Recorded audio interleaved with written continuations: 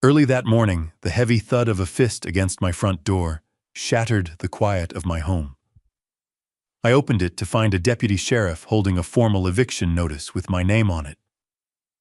Across the street, my own son-in-law leaned against a brand new Porsche, laughing and holding up his phone to record me. "Hurry up, old man," he shouted, his voice cutting through the crisp Georgia air. "This house is ours now." I did not yell. I did not panic. I calmly looked at the papers and asked the officer one single question. His face went instantly pale. "The name is Garrison Pruitt. 70 years old, a widower long retired from a career as a petroleum chief engineer and the deed holder to a 5-acre spread just beyond the Atlanta, Georgia city limits." It was a Tuesday morning. What I remember most clearly is the deep, dark aroma of the coffee I'd just pulled off the burner. Outside, the sun was barely edging up past the rooflines, bleeding across the suburban sky in long streaks of burnt orange and pale purple. The kind of morning my late wife and I would have claimed for ourselves, coffee on the porch. No agenda, just quiet. That quiet didn't last. It was shattered by heavy, insistent fists hammering against my door. I put my porcelain mug down on the granite counter and dried my calloused hands on a dish towel. Then I pulled open the heavy mahogany door, and there was Deputy Hobbs standing right on my welcome mat. "Welcome to Dad Revenge. Glad you're here with me today. If stories like this one speak to you, stay close and follow along so you never miss what's coming next." Before we go any further, I'd love to hear from you in the comments. When someone you love betrays your trust, is your first instinct to confront them head on, or to step back, stay quiet, and build your case in silence? Let me know below. A quick note before we continue: some details in this story have been shaped for the purpose of storytelling, and any resemblance to specific real individuals or events is purely coincidental. What matters is the truth at the heart of it. I knew Hobbs. He was a decent young man who'd grown up just a few miles down the road. But that morning, he wouldn't meet my eyes. He shifted his weight from one foot to the other, a manila folder pressed tight against his chest. "Mr. Pruitt." His voice came out unusually clipped and formal. "I'm truly sorry to be the one doing this." He extended a thick stack of legal papers toward me. Bold black lettering across the top read "Court-ordered notice of eviction." I reached out and took it. The document felt weighted in my hands, not by paper, but by the depth of the betrayal folded inside it. I didn't rush to read the fine print. My gaze drifted past the deputy's shoulder out across the sprawling green lawn I'd spent 3 decades tending. Parked illegally over the curb across the street, half on the grass, sat a gleaming midnight black Porsche. Draped casually across its hood was Leland Crane, my 42-year-old son-in-law. He was dressed sharp, tailored suit, polished shoes every inch, the self-made startup entrepreneur he liked to perform for my friends. His phone was raised high, camera aimed straight at my front porch. He was laughing, a loud and cutting sound that floated across the quiet morning air without any effort at all.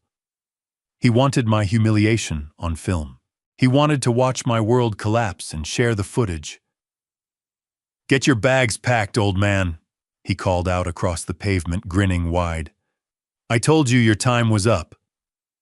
Standing right next to him, arms folded across her chest, was Nadia, my own daughter, the little girl I'd carried on my shoulders. The woman whose college tuition, lavish wedding, and every financial emergency in between I had quietly covered, never once asking for anything back. She wore a crisp white blazer, makeup perfectly set, her face arranged into a cool and satisfied smirk. At 38, she worked as a real estate agent. She knew exactly how property law operated. She kept her eyes off mine, her focus fixed somewhere around my front steps, but the faint curl at the corner of her mouth told me what I needed to know. She wasn't a reluctant bystander. She was a willing architect of this moment, and she was savoring it. I looked down at the wooden planks beneath my feet. 30 years ago, I drove every nail into this porch myself. I spent whole weekends measuring, cutting, and sanding solid oak so that Nadia would have somewhere safe to play. I raised this house from nothing, built it to be a permanent shelter for my family. And now my own blood was standing across the street, waiting for officers of the law to drag me out, expecting me to go quietly, with nothing but my coat and maybe a bag. They were under the impression they had an old, helpless man with no way out. That was their catastrophic miscalculation. My entire professional life was spent managing massive offshore oil rigs. As chief engineer, I was accountable for billion-dollar operations conducted in the middle of an unforgiving ocean. Every day on that job meant reading complex structures, anticipating catastrophic failures, and neutralizing lethal risks before they could detonate. I am trained thoroughly, professionally, to identify structural weaknesses, whether those weaknesses exist in a deep-water drilling platform or in the character of greedy people standing on my lawn. Pressure doesn't make me crack. It makes me sharper. I observe, I calculate, I endure. And standing there watching the smug satisfaction on Leland's face and the cold set of Nadia's shoulders, I felt whatever remained of my fatherly warmth extinguish itself completely. The patient man who had bankrolled their lifestyle without complaint, the grieving widower who had swallowed his own pain to hold the family together, that man was finished. They wanted to play a ruthless game of corporate theft to turn the law into a weapon and strip me of everything. They had no idea they'd just sat down across the table from someone who plays that game for keeps. I turned back to Deputy Hobbs. He was barely breathing, bracing for the explosion, the shouting, the tears, the desperate pleading that usually came with a morning like this. I adjusted my glasses and quietly read through the first page of the notice. It stated plainly that the property had been foreclosed upon under the authority of Crane Holdings, Leland's primary corporate entity. A dry, soft chuckle escaped me. Hobbs blinked, visibly thrown by my composure. I tapped the page with my index finger and let the silence hold for one more beat. "Officer Hobbs," I said, my voice low and unhurried. "Before you go any further, I have one straightforward question." He gave a quick nod, his throat working as he swallowed. "Go ahead, Mr. Pruitt." I pointed to the official seal. "This eviction notice was filed by Crane Holdings claiming full ownership of my land. But are you aware that this entire 5-acre property was locked into an irrevocable blind trust back in 2017, selling it, transferring it, or using it as collateral? None of that is legally possible. Not for anyone, including me. So what I need you to explain is exactly what forged fraudulent document my son-in-law used to get past a federal judge and land you on my porch this morning." Hobbs went still. The color left his face so rapidly, I thought he might go down right there on the steps. His hand drifted away from his utility belt without him seeming to notice. In that fraction of a second, it registered he wasn't here enforcing a routine eviction. He had been pulled into a serious federal crime, and he was standing at the center of it. The young deputy swallowed hard, his eyes flicking between the manila folder in his grip and the smug figure of my son-in-law across the street. When he looked back at me, his uniform seemed to fit him differently, like it belonged to someone older and more certain. "Sir, I just process whatever the county clerk sends over," he said, his voice dropping to a shaky near whisper. The paperwork had a judge's signature. Everything appeared standard. I kept my posture easy and gave him a slow, measured nod. "I know that's your job, son," I said. "But standard paperwork doesn't reach inside an irrevocable blind trust. A judge would only sign an eviction order if someone submitted a deed proving legal transfer of ownership. Since that transfer cannot legally happen, whoever filed this committed perjury and put forged documents in front of a federal court." Hobbs looked back down at the folder, and his hands were visibly trembling now. He was a good kid. He understood exactly what I was laying out. If he moved forward and forced me from my home on the strength of fabricated corporate documents, he would be a participant in a federal felony. He stepped back from the doorway, putting some respectful distance between us. "Mr. Pruitt, what would you like me to do?" he asked, all trace of official authority gone from his voice. "Elite, just hold on," I said quietly, settling my shoulder against the doorframe. "Don't call it in yet. Don't go near the vehicle across the street." Just stand here on the porch with me for a minute and let them believe they've already won." Hobbs nodded, angling his body away from the street, so Leland and Nadia couldn't read the alarm written across his face. Across the pavement, Leland still had his phone in the air, convinced he was filming the moment I fell apart. Nadia was leaning close to him, whispering something, a cruel little smile on her lips. They were certain they had pulled off something flawless, that they'd outmaneuvered a senile old man, too generous and trusting to see it coming. Watching my daughter celebrate my ruin from across the street, my thoughts pulled away from the morning cold. I needed to retrace it all, to remember precisely how this trap had been assembled.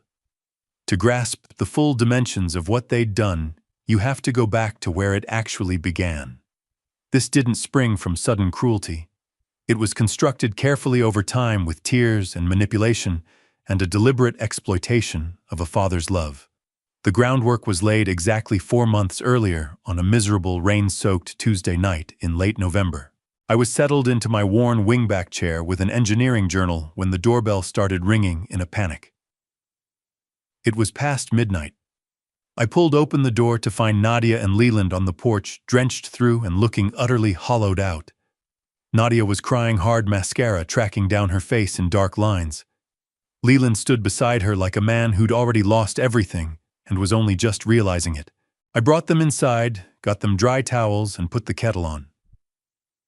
Leland dropped into a chair at the kitchen table and stared at his hands. His tech startup, he said, was days from total collapse. A former business partner had filed a malicious lawsuit against him, freezing every corporate asset he held. Legal bills were bleeding them out, and without a substantial emergency loan from the bank within the week, they'd lose their home and have nothing left. Nadia reached across the table and took hold of my hands. Her fingers were ice cold. She looked up at me with a desperation that cut straight through me. "Dad, please," she sobbed, her voice splintering. "We have nowhere else to go.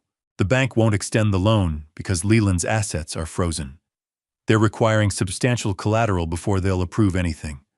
If we can't get this money, we'll be out on the street. Mom always made you promise to look after me. Please don't let us lose everything." Hearing her pull her late mother into it landed like a fist against my ribs. My wife had been the very center of this family, and in her final hours, gripping my hand in that hospital bed, she had asked me to swear I would always watch over our daughter. Nadia knew precisely which wound to press. She understood that my grief had never fully healed, and she used it against me like a scalpel. I asked what they needed from me. I offered to cash out some mutual funds, give them a personal loan to get through the worst of it. Leland shook his head, dragging a hand through his damp hair. "Cash isn't going to fix this, Garrison," he said, his voice hollow with exhaustion. "The bank needs to see long-term appreciating collateral standing behind my corporate portfolio. We just need to temporarily park the management rights of this property under my holding company." I tensed up immediately. I told him I couldn't do that. This land was my foundation, my permanent ground. Leland was quick to walk it back, raising both hands in a gesture of reassurance. "No, Garrison, you're reading this wrong. We're not asking for ownership. What we're talking about is setting up a family limited liability company. It's standard practice for shielding inherited assets from estate taxes when you're gone. Management rights transfer to the LLC. It shows up on the books as managed equity. The bank sees the backing and approves the loan, and you eliminate a brutal future tax burden. You go right on living here. Nothing about your life changes." It was a convincing pitch. The American tax system is notoriously punishing on inherited wealth, and a family management entity is a routine vehicle for protecting what you've built over a lifetime. Leland spoke with the smooth, practiced fluency of a man who'd closed deals before. Nadia kept crying, her hands wrapped around mine, pleading with me to rescue her future. I looked at my daughter and saw the frightened little girl I'd spent decades protecting. I had no idea I was looking at a predator who had set a trap specifically for me. Against every instinct that was quietly firing, I agreed, told them to come back in the morning with the paperwork. I thought I was honoring my wife's last wish. I had no idea I'd just agreed to something that would cost me everything. The next day, Leland returned with a thick stack of documents and a notary who said almost nothing. I read the opening pages. They described the family corporation just as Leland had laid it out the night before. I signed. I never saw the lethal clause buried in the center of that pile. That was 4 months ago. Now I was standing on my porch with Deputy Hobbs watching Leland and Nadia wait across the street for me to be removed from my own home. The rain and the performance tears from that November night were a distant memory. I knew the truth now. There was never any family management company. There was never any plan to protect my legacy.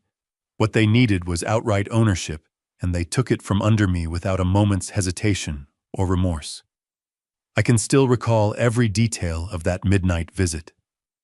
The storm had been building all afternoon, rolling across the Georgia plains with a raw, restless force. Rain hammered the windows in sheets, and the low roll of thunder barely let up. I was settled in my worn wingback chair in the study working through a technical engineering journal under the warm spread of a desk lamp, the kind of solitary evening I'd always found steadying. Then the doorbell rang, frantic, insistent, wrong for that hour. Nobody comes to the door after midnight without a reason. I set the journal aside, a knot of real concern forming in my chest, and went to answer it. When I pulled it open, the wind drove rain across the hardwood floor.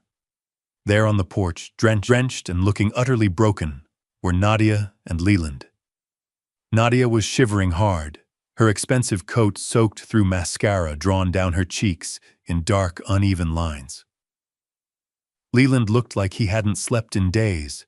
Hair-plastered, flat eyes, red-rimmed and restless. I didn't start asking questions. My instincts as a father overrode everything else. I pulled them out of the rain, pushed the heavy mahogany door shut against the storm, and walked them straight to the kitchen. I got them dry towels from the laundry room and set the kettle going. The whole time Nadia kept crying, face buried in her hands, shoulders heaving with sobs that shook her entire frame. Leland sat at the head of the kitchen table, both hands wrapped around a steaming mug, like it was the only solid thing left in his world. He stared at the surface of the table, inhabiting the role of a broken man with remarkable commitment. I pulled out a chair across from him, watched Nadia press a paper towel against her eyes, and asked them quietly to tell me what had happened. Leland drew a long, unsteady breath and looked at me with eyes full of manufactured devastation. He explained that his technology startup was days from complete collapse. A former business partners, he said, had filed a sweeping, malicious lawsuit against the company.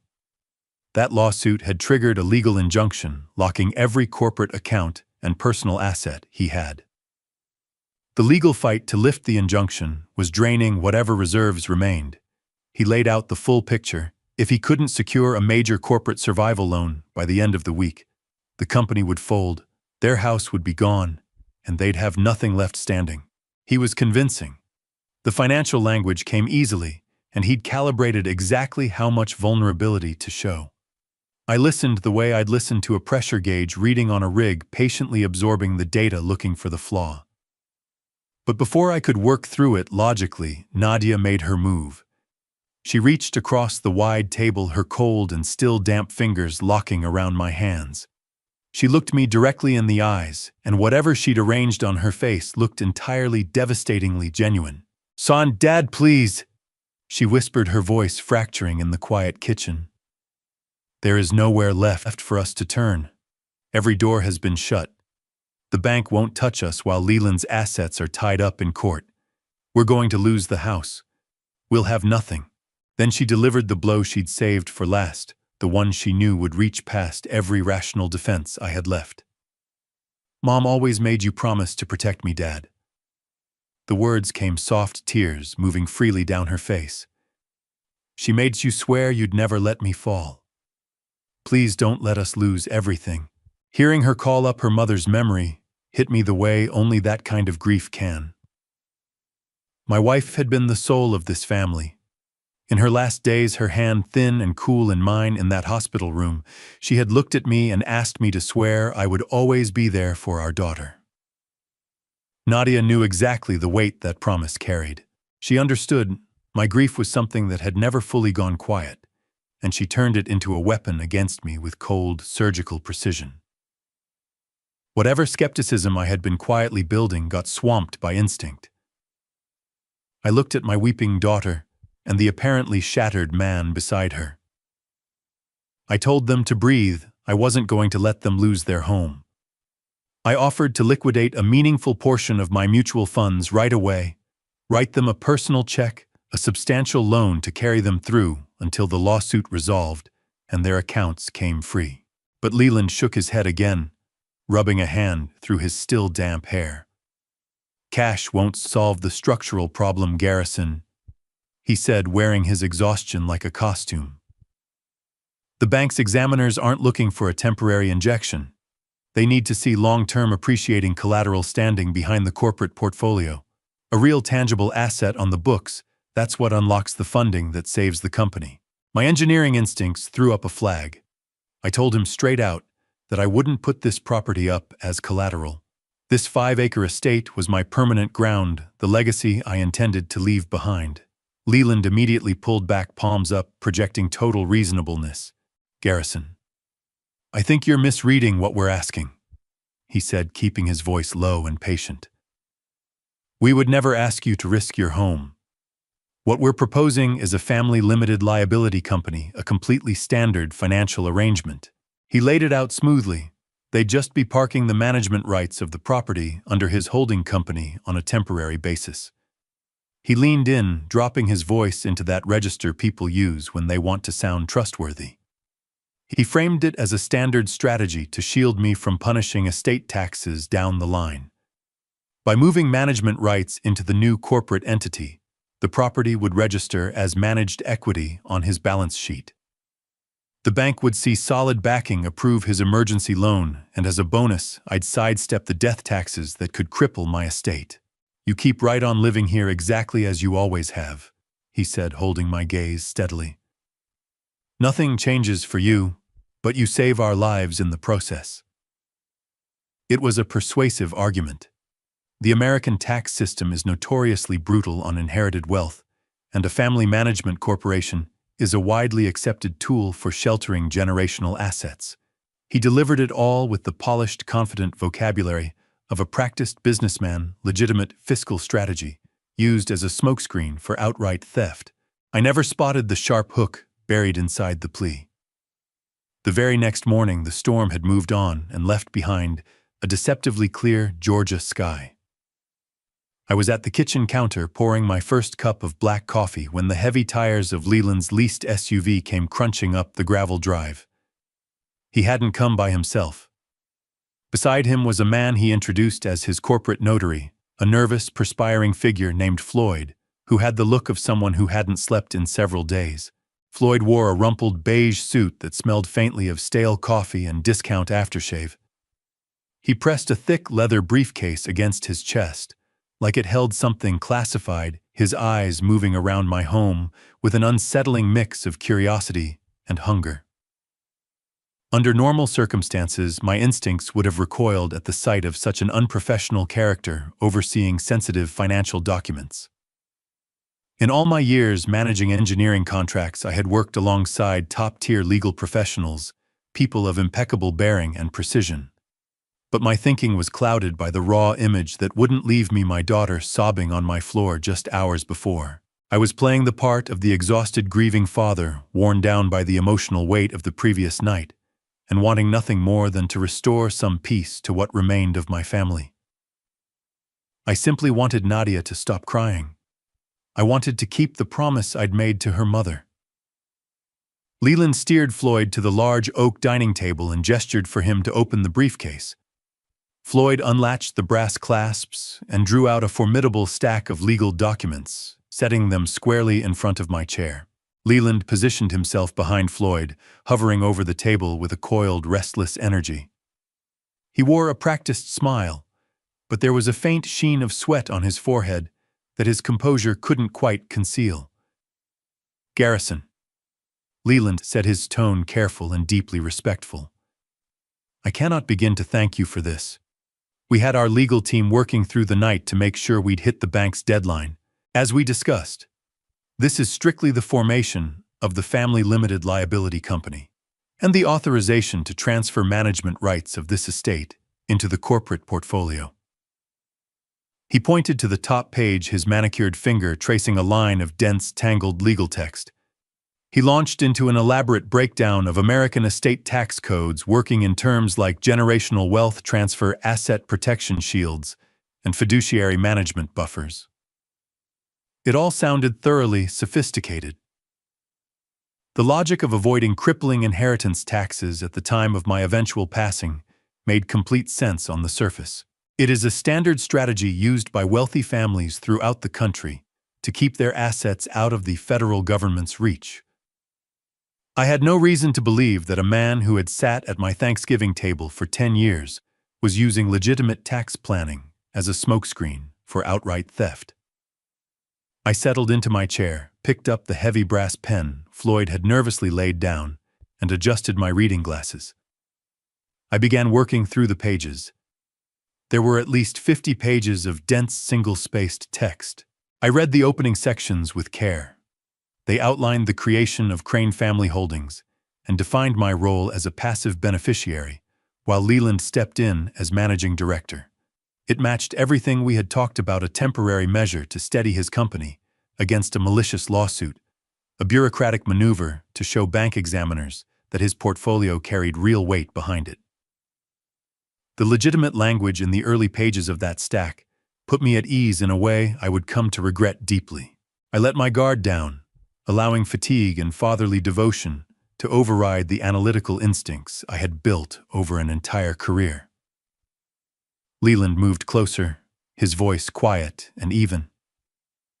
Just initial the bottom of each page, garrison, and sign wherever the yellow tabs are marked.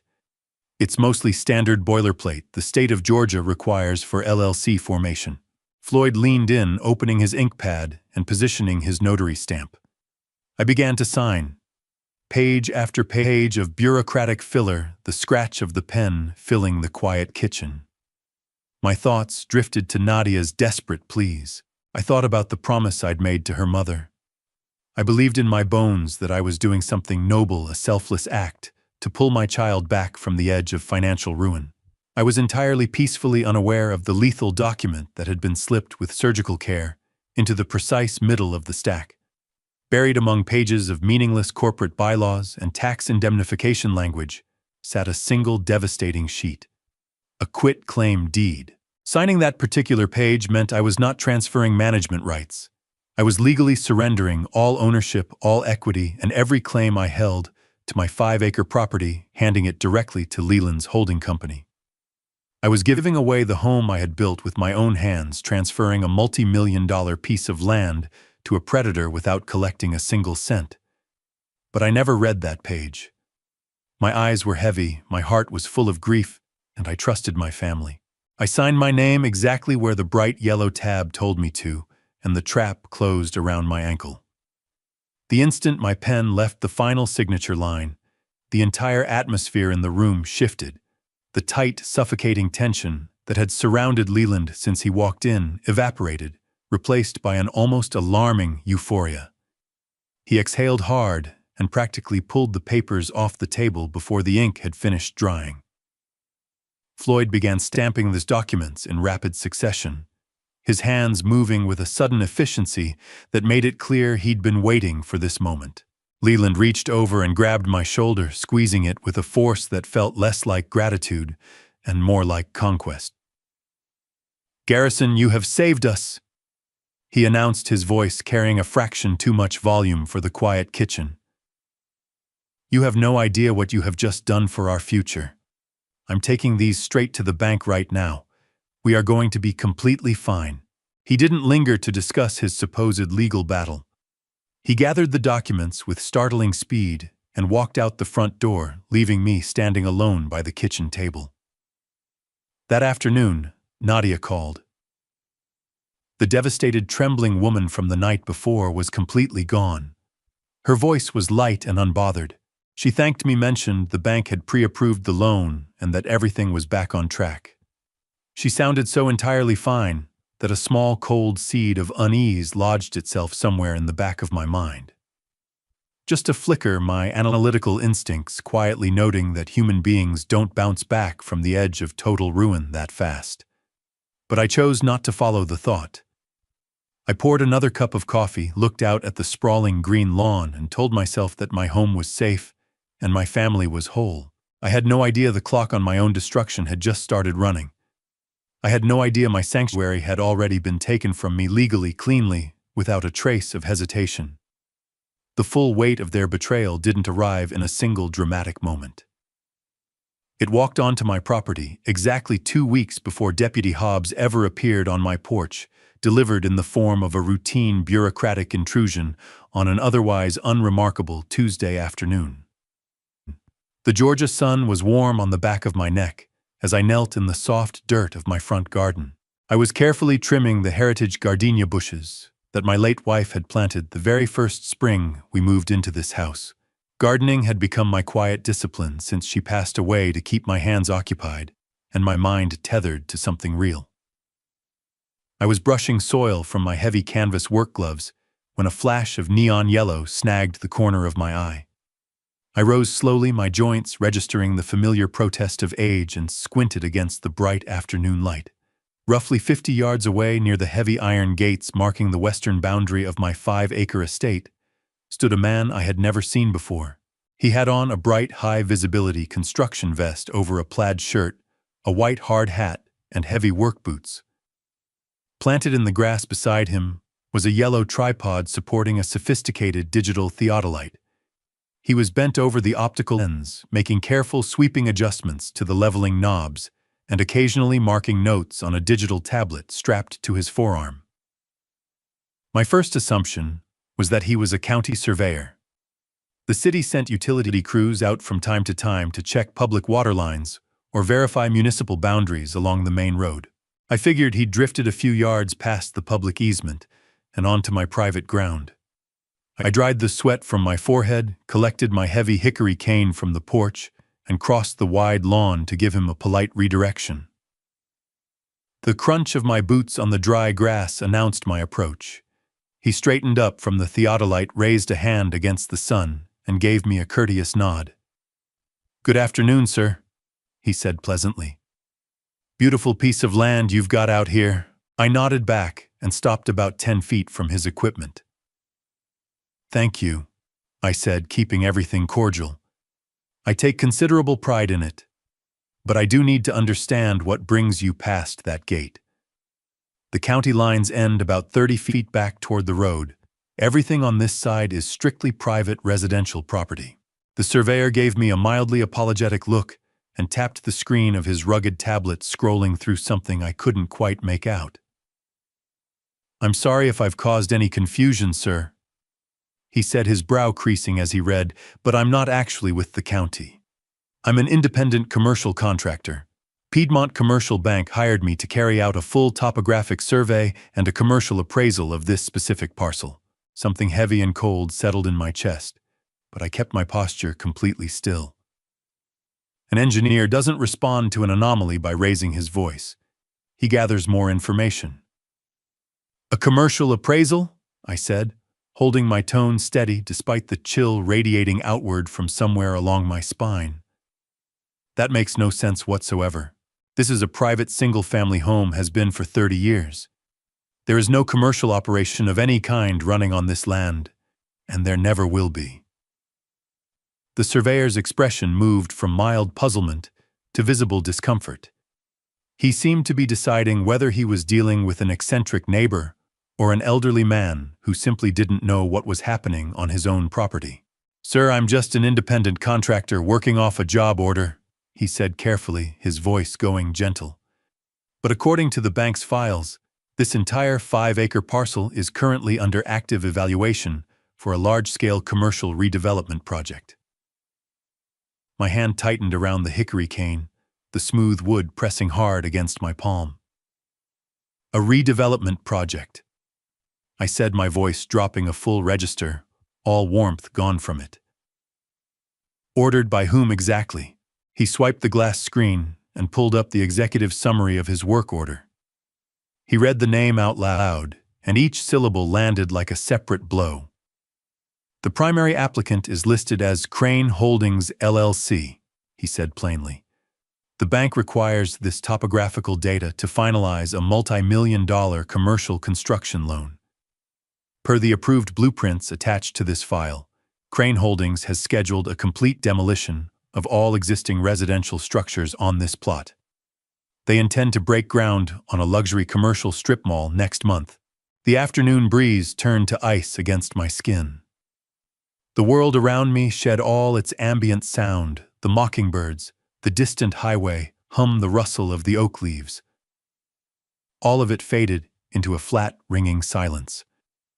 My mind, conditioned over decades to process catastrophic structural failures, began assembling this new data without being asked. Crane Holdings LLC, Leland's company? The same company that had supposedly been using my property's management rights as nothing more than a passive buffer against future estate taxes. The same company Nadia swore was only holding the paperwork to back a modest survival loan and keep them out of bankruptcy. They hadn't wanted management rights to protect my legacy. They had maneuvered me step by patient step into handing over my home so they could level it and pocket a commercial fortune from the rubble. The surveyor shifted his weight, clearly rattled by the length of my silence. "Are you all right, sir?" he asked, stepping forward slightly. "Do you need me to call someone? Are you a tenant here?" His questions pulled me back. I looked at the theodolite, its lens aimed straight at the front door of the house where I had raised my daughter, the house where my wife had taken her last breath. I drew a slow breath and pushed the fury and heartbreak down, all the way down, and sealed them behind a wall of iron composure. "I'm perfectly fine," I said, my voice even and deliberate. "I am not a tenant. I am the man who built that house. I appreciate you explaining your presence here today. You're doing your job, and I won't get in your way. Please finish your measurements and have a safe afternoon." I turned and started the long walk back across the lawn toward my front porch. Every step felt different from the ones I'd taken 10 minutes before. The ground under my boots no longer felt like sanctuary. It felt like contested territory. I climbed the porch steps, the planks solid under my feet, heavier somehow than I remembered. I didn't go to my usual chair. I didn't stop in the kitchen. I walked straight into the study. The air inside felt altered, contaminated by whatever was being planned just beyond the windows. I picked up my phone from the mahogany desk and held my thumb over Nadia's contact. Part of me, the part that was still just a father, wanted badly to believe this was some enormous clerical mistake. But the other part, the part that had spent a career calculating pressure thresholds and stress fractures in steel, already knew. I pressed call and held the phone to my ear. It rang 4 times before she answered. The moment the line opened, I was hit by the background noise. It was not the sound of a struggling company fighting off bankruptcy. What I heard was the bright clinking of crystal glasses, the easy laughter of wealthy people at leisure, and the smooth undercurrent of a jazz band piped through a high-end sound system. "Nadia," I said, keeping my voice perfectly level. "We need to talk. There's a man with a digital theodolite standing on the western edge of my property. He tells me he's conducting a commercial topographic survey on behalf of Crane Holdings." A short pause. I heard her muffle the phone a second, no more, almost certainly whispering something to Leland. When she came back, her voice had taken on that particular brand of sweet condescension that people use on small children, or the senile. "Dad," she sighed, a soft, breathy sound, weighted with manufactured patience. "You're getting confused again. I told you about this, remember? That's just a routine tax appraisal part of the process for the family management company we established to protect your estate. You don't need to worry about it. Let the man finish his work and go back to your gardening. Everything is completely fine." Somewhere in the background, a voice came over a public address system. The words were partially muffled, but I caught the phrase clearly enough: fresh powder on the summit. They were at a ski resort. They were in Vale. "Nadia," I said, not giving an inch to her tone. "County tax appraisers don't carry commercial redevelopment blueprints. This man specifically stated that Crane Holdings is planning a demolition, a luxury strip mall on this land. Her voice sharpened slightly, a fraction of the sweetness peeling away. Dad, you're genuinely overthinking this. The bank uses standard commercial forms for large acreage properties. It's purely procedural. Leland is managing all the complex financial details, so you don't have to. We're in the middle of a very important meeting with potential investors right now, and I really do need to go. Make yourself some tea, okay? I love you. The line went dead. The hollow pulse of the dial tone filled the quiet study. I set the phone down on the desk, without a sound. I didn't throw it. I didn't curse. I didn't put my fist through the wall. Instead, a cold and absolute clarity moved through me from the inside out. 35 years as a petroleum chief engineer. My entire professional life was built around one discipline: finding anomalies before they found you. When you're running a deep-water drilling rig, a microscopic hairline fracture in a pressure valve can trigger a catastrophic explosion, billions of dollars gone, hundreds of lives with them. The training is absolute. Never dismiss the data, no matter how badly you want the readings to be wrong. You look at the math, you examine the structural integrity, and you let the evidence overrule the story. Standing alone in my study, I applied that same rigorous methodology to my own daughter and son-in-law. I started running the numbers. Data point number 1. 4 months ago, Leland sat across from me at my kitchen table and swore that a malicious lawsuit was strangling his technology company. His assets were frozen, he said. Bankruptcy was closing in fast. Data point number 2. Just 2 weeks ago, Leland rolled into my driveway to drop off my groceries behind the wheel of a brand new custom-ordered Porsche. When I mentioned it offhandedly, he brushed it off as a short-term corporate lease, a necessary image expense for the clients. Data point number 3. Nadia had picked up my call from a luxury ski resort in Vail, Colorado, telling me she was in an investor meeting, while the sound of clinking glasses and laughter carried clearly through the phone on a Tuesday afternoon. The structural integrity of their story was buckling under its own weight. Bankrupt people don't acquire six-figure luxury vehicles. People staring down total financial ruin don't slip away on lavish midweek getaways to exclusive mountain resorts. The math was wrong. The pressure readings were completely off. They weren't drowning. They were sitting on cash. My mind snapped back to the night they came to me, desperate, begging for help. I had offered my liquid savings. I had offered to write a personal check to keep them from losing their home. Leland had flatly refused. Cash wasn't what he wanted.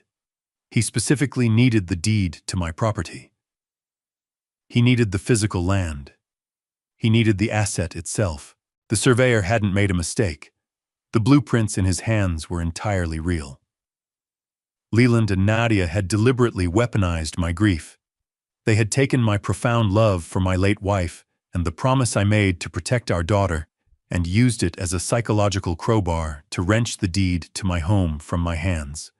They had constructed a perfectly legal facade to steal a multi-million-dollar estate, fully intending to bulldoze the only physical connection I still had to my past. I crossed the room to the large bay window and looked out over the front lawn. The surveyor was breaking down his bright yellow tripod, wrapping up his work for the day. He was locking in the final data points needed to seal my fate.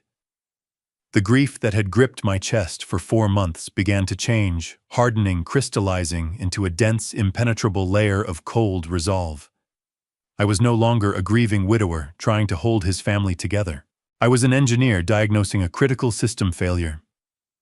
Leland and Nadia believed they had successfully circumvented every defense I had. They assumed my age had left me blind, deaf, and pliable. But an engineer never works from assumptions. An engineer demands physical proof. I knew precisely what had to come next. I needed to see the blueprint of their betrayal with my own eyes. I needed the raw data. I needed to get inside their empty house today. The truth was sitting in the dark, waiting for me, and I was ready to drag it out into the light. I walked to my heavy pickup truck, my mind fixed on a single, undeniable objective: The drive from my rural property to Leland and Nadia's upscale rented townhouse took nearly 40 minutes. With every mile closer to that affluent suburb, the anger in my chest grew harder, more solid. I had brought a handful of misdelivered mail that had shown up at my address a few days earlier, a perfectly plausible reason for an unannounced fatherly visit. If they happened to be home, I'd hand over the envelopes, smile, and walk away. But my instincts, sharpened over decades of anticipating the unpredictable, told me the house would be empty.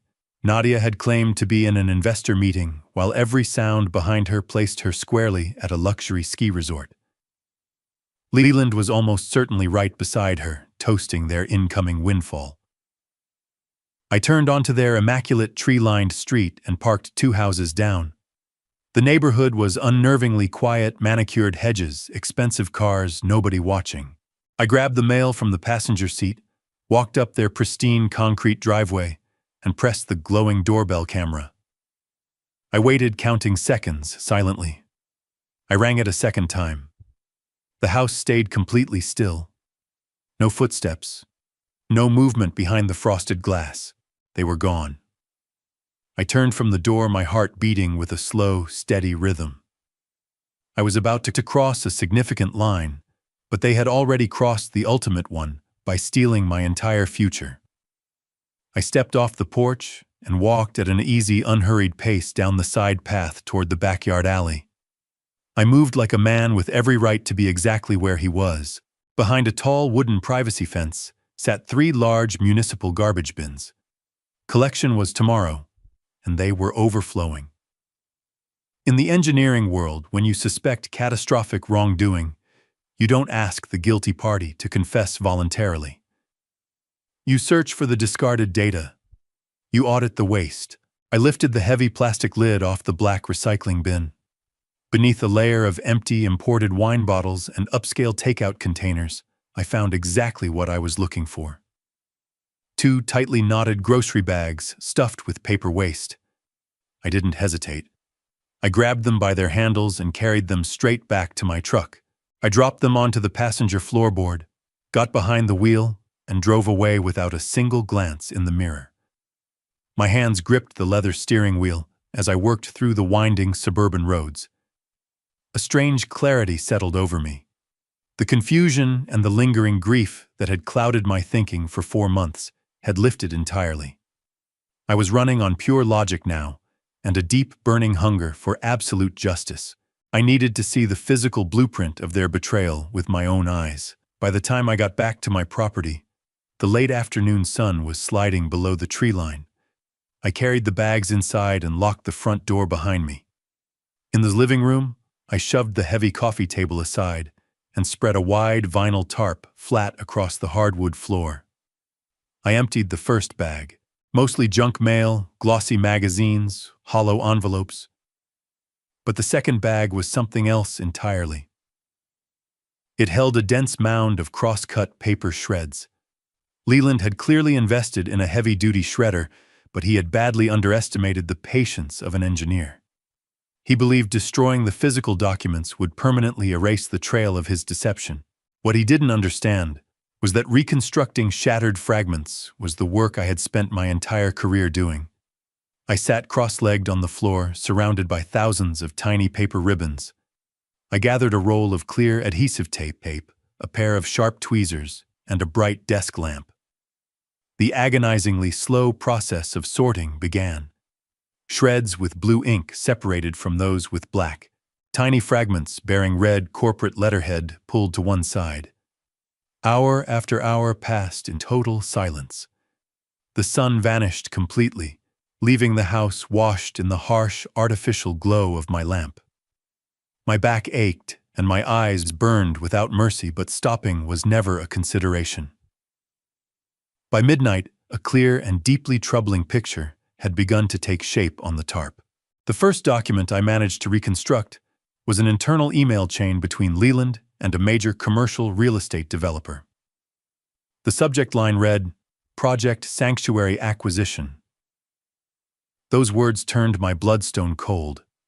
They had mockingly named the demolition project after the very word I used to describe my home.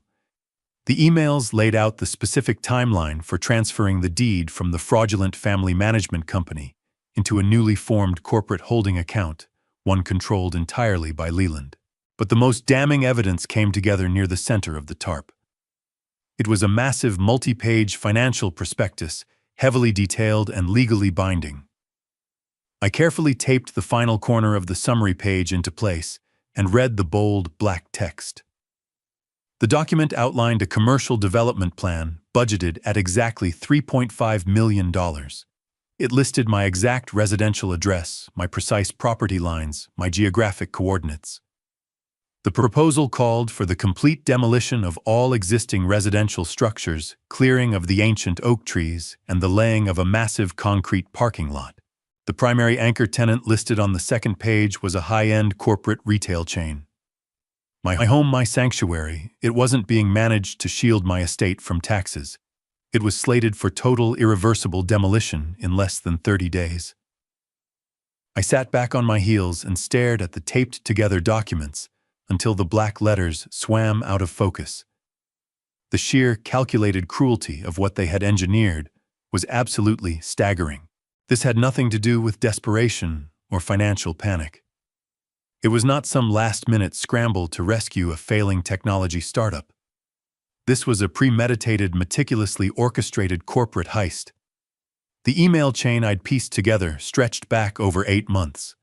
They had been engineering this long before that rainy Tuesday night, when they appeared on my porch in tears. Nadia's desperate sobbing, Leland's frantic pacing, the deliberate invocation of my dead wife's memory. Every bit of it was a rehearsed theatrical performance, engineered to exploit my deepest emotional vulnerabilities. They knew I would never willingly part with that land. They knew I wanted to preserve the house where so much of my life had unfolded. So they abandoned any attempt at my logic and went straight for my heart. They manufactured a fake crisis, brought in a fake notary, and slid a real quitclaim deed into a stack of fraudulent management papers. They robbed me of my property right in front of my eyes, smiling the entire time as they sprung their flawless trap. Now at last, I understood the full and horrifying truth of their utterly ruthless financial betrayal. I sat alone on the study floor, surrounded by the wreckage of a reality I no longer recognized. The initial swell of nauseating shock had crested and broken, leaving behind a cold, sterile emptiness. I stared at the reconstructed blueprint, tracing the dark lines that mapped the destruction of everything I had built. The depth of their greed was almost impossible to absorb. Alone wasn't enough. They wanted every blade of grass, every brick, and every memory ground to dust for a commercial payout. But as the emotional fog began to lift, an analytical question pushed its way to the surface. The pieces fit. They showed me the objective, but they didn't explain the precise mechanical execution of the crime. How had they legally bound me to my own destruction? I closed my eyes and carried myself back to that morning in my kitchen. I replayed the entire encounter, examining every variable, every spoken word, every gesture. I could see the tall stack of legal documents sitting on the dining table. I remembered Leland standing just over my shoulder, voice steady and calm as he pointed to the bright yellow, sticky tabs. I remembered Floyd, the sweaty notary, gripping his stamp like a weapon. The architecture of their deception slowly came into focus. The pages at the top of that stack were entirely legitimate standard boilerplate, laying out the formation of Crane Family Holdings, language consistent with the temporary management transfer story we had discussed. I had read those opening pages, carefully confirming they matched the narrative of a short-term transfer to sidestep estate taxes. But by the time I worked into the middle of the stack, my eyes were heavy and my chest was weighted down by my daughter's manufactured grief. I had stopped reading the fine print. I had simply trusted them. I moved my pen from one yellow tab to the next, initialing and signing wherever Leland directed. That was the precise moment the bait and switch was executed. Buried deep inside the numbing layers of corporate bylaws and tax indemnification clauses sat the lethal quit-claim deed. It was a document engineered to completely sever my ownership and transfer the full legal title of my 5-acre estate directly into Leland's corporate holding account in a single stroke. By signing that one page, I had handed over a multi-million-dollar property without receiving a single penny. Floyd was there to provide the official state sanction, pressing his notary seal to ensure the fraudulent transfer was ironclad and legally airtight. They had weaponized my love, my exhaustion, and my trust to slip right past every logical defense I had. My hands curled into tight fists, fingernails cutting into my palms. A dark primal surge flared in my chest. Every first instinct I had screamed at me to grab my truck keys and drive straight to their upscale townhouse. I wanted to kick their front door off its frame. I wanted to throw the taped blueprint across their expensive glass coffee table and demand to know how my own daughter could do this to me. I wanted to scream until my lungs gave out to confront them with the undeniable physical evidence of their sickening betrayal. I wanted to watch the smug certainty drain from their faces the moment they realized their foolproof plan had been completely exposed. But my engineering training slammed the brakes on that impulse instantly. When you identify a critical failure inside a highly volatile system, you do not start swinging a hammer at the pipes. An uncontrolled reaction can cause the entire structure to blow apart. If I walked in on Leland and Nadia right now, I would surrender the only tactical advantage I had. I would be showing my hand. Leland was a cunning, slippery corporate operator. The moment he understood I had uncovered the fraudulent quitclaim deed, apologies would be the last thing on his mind. He would go straight on the offensive. He would destroy whatever digital evidence remained, move the commercial loan funds into offshore accounts, and immediately surround himself with a team of ruthless defense attorneys. They would build a narrative casting me as a confused, senile old man who had signed away his own property of his own free will. They would bury me in litigation until my resources were exhausted and I was driven out regardless. I drew a slow, deliberate breath, consciously pulling my heart rate back down. The loving, trusting father, who had wanted nothing more than to protect his little girl, died right there on the study floor. That man was gone, buried under the shredded proof of his daughter's profound greed. What rose from the wide vinyl tarp was something else entirely. I was no longer a grieving widower. I was a cold, deliberate hunter, and my prey was squarely in my sights. I gathered the taped documents with care, folding the damning commercial blueprint with meticulous precision.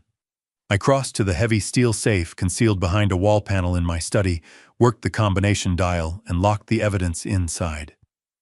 I collected the remaining paper shreds, sealed them into a heavy-duty garbage bag, and tied it off. Every trace of the investigation was wiped clean. The illusion of compliance had to hold. I had to keep playing the role of the unsuspecting cooperative father who believed his family was finally secure. I went to the kitchen and poured the cold remnants of my morning coffee down the stainless steel sink. I stood studying my reflection in the dark glass of the window. The face looking back was worn, but the eyes behind it were sharp and utterly focused. If Leland wanted to play a high-stakes game of corporate theft, I needed to upgrade my arsenal. I couldn't fight a complex legal battle armed with nothing but an engineering background and a trash-sourced paper reconstruction. I needed someone who knew intimately how commercial real estate fraud was constructed and how to take it apart. A professional who could systematically dismantle Leland's holding company, freeze his assets, and expose his forgery to federal authorities before he had a single second to respond. Not a standard family lawyer. I needed a legal shark, a ruthless, relentless litigator who made a career out of destroying corrupt executives. My mind went back to a massive corporate dispute I had witnessed a decade earlier. A rival oil conglomerate had attempted a hostile takeover of a drilling project using falsified environmental reports. Our company had brought in an outside legal consultant to manage the litigation. He was a brilliant, terrifyingly precise man who dismantled opposing counsel in a matter of weeks and left their executives staring down criminal charges. His name was Prescott Dunbar, and he was universally feared across the corporate sector for his uncompromising, aggressive approach.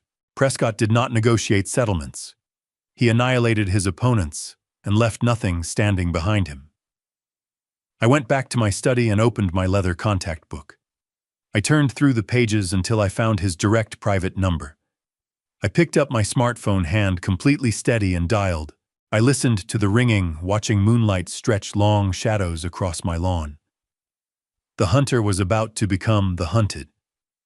3 rings and a gruff voice answered. It wasn't Prescott. It was his senior partner who told me Prescott had retired. He did, however, give me the direct contact information for the one man Prescott trusted with complex asset recovery. The man's name was Sterling Caffrey, a veteran trust and real estate litigator operating out of downtown Atlanta. I laid out the basics of my situation to his answering service and left my secure contact details. With the legal foundation quietly set in motion, I knew I had to buy myself time to build an airtight case.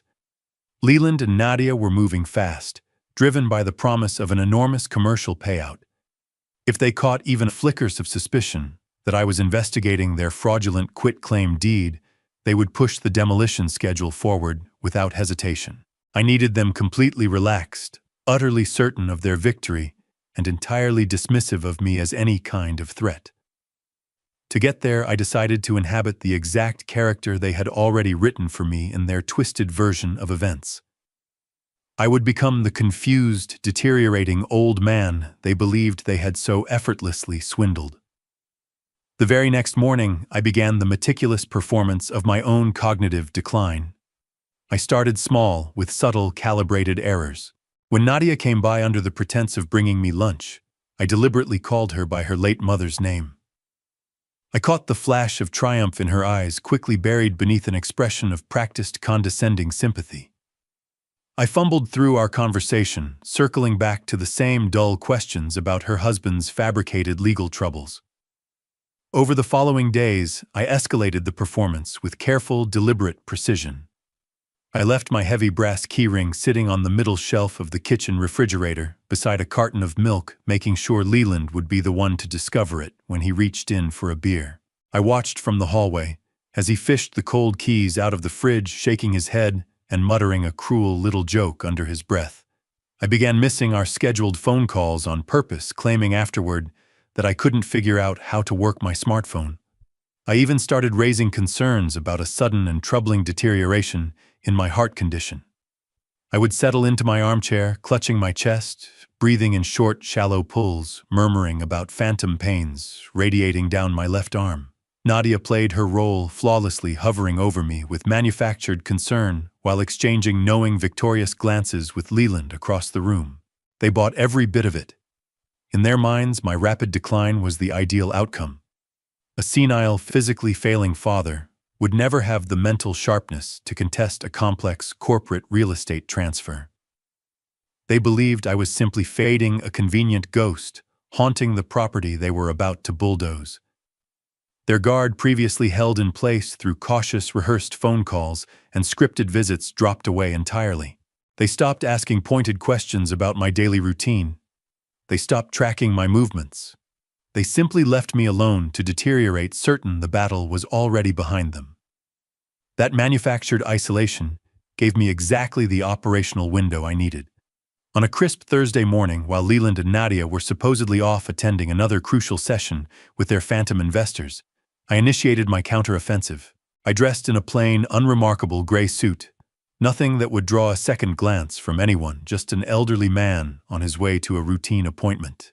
I left my primary smartphone sitting on the kitchen counter, well aware that Leland had likely loaded a location tracking application onto it under the cover of monitoring my health. I slipped a prepaid, untraceable cell phone I had purchased with cash into my jacket pocket. I climbed into my heavy pickup truck, pulled out of the gravel driveway, my pulse steady and deliberate. I did not head straight for the towering glass skyline of downtown Atlanta. Instead, I worked through a winding series of rural backroads, keeping a close eye on my rearview mirror the entire way. I eventually merged onto the highway and folded into the flow of traffic. Nearing the city center, I deliberately skirted the expensive parking garages clustered around the legal district. I left the truck 3 blocks away in a dim municipal structure. I paid the fee in cash, turned my collar up, and set off on foot toward the financial heart of the city. The streets of Atlanta were alive with young professionals, none of them giving a second thought to the quiet old man moving among them. I walked with purposeful strides, my mind fixed entirely on the battle ahead.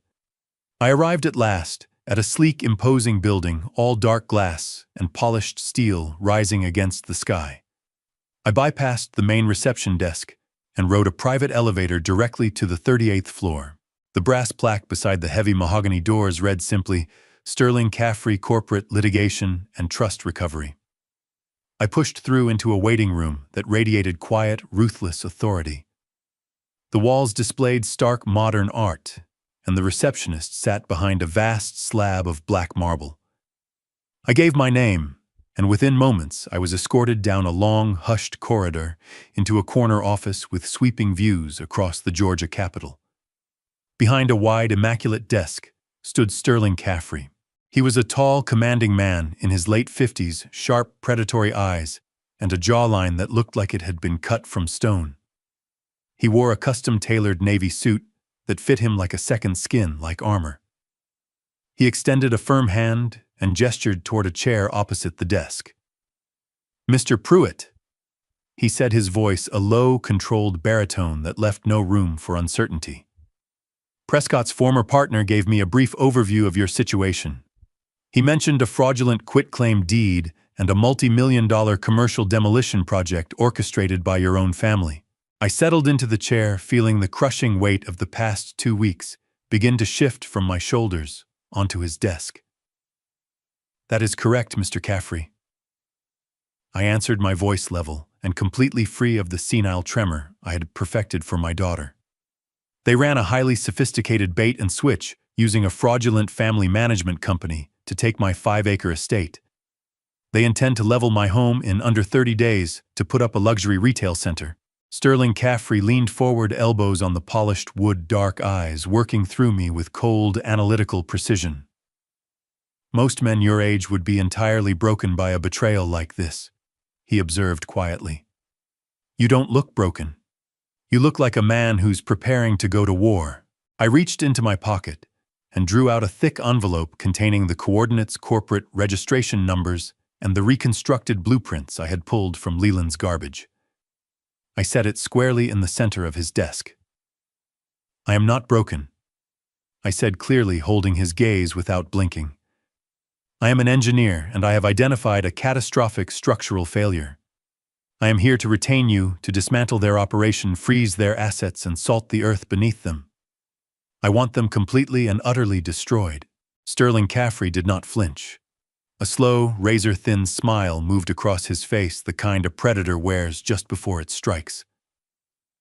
He reached across the desk and picked up the envelope. He did not ask whether I was certain. He did not suggest the virtues of family reconciliation or propose a quiet, out-of-court mediation. He simply pressed a button on his desk phone and called in his paralegal team. For the next 3 hours, I sat in that chair, while Sterling transformed his corner office into a war room. He mobilized forensic accountants, engaged title search agencies, and cut through bureaucratic red tape with a terrifying, practiced efficiency. He treated my garbage salvaged blueprints not as trash, but as a map leading directly to a crime scene. I watched him work, sipping a glass of iced water, feeling the last remnants of my paternal grief burn away, replaced by the cold, structural logic of approaching justice. By late afternoon, the sun was throwing long, golden shadows across the Atlanta skyline. Sterling walked back into the room, holding a stiff manila folder. He dropped into his chair, his expression settling into something notably grim. He opened the folder and slid a certified county-stamped document across the polished surface toward me.